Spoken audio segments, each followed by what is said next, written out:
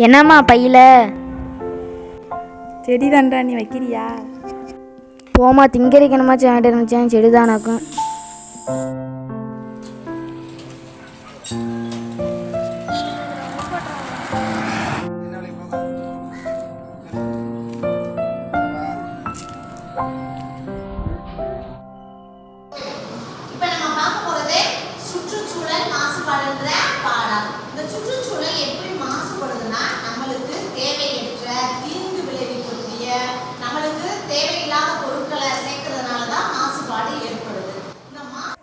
டே ஹரிஷ், ஏன்டா எனக்கு கவின் வரல?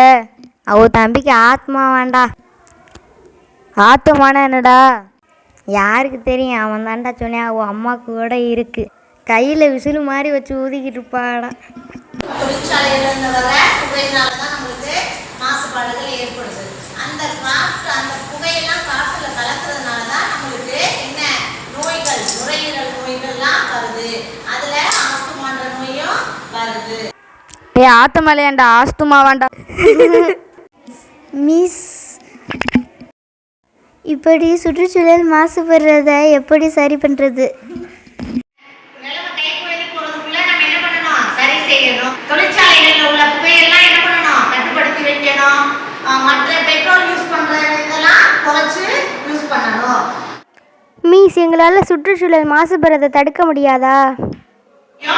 அதை நம்ம கண்காணிப்பை வச்சு தடுக்க முடியும். குப்பைகளை ஒழுங்கான இடத்துல குப்பையை போடணும்.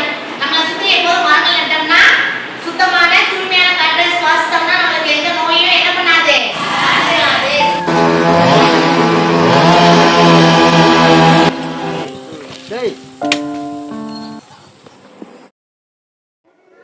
இது எந்த இடம்? இங்கிருந்த மரங்கள் எல்லாம் எங்க?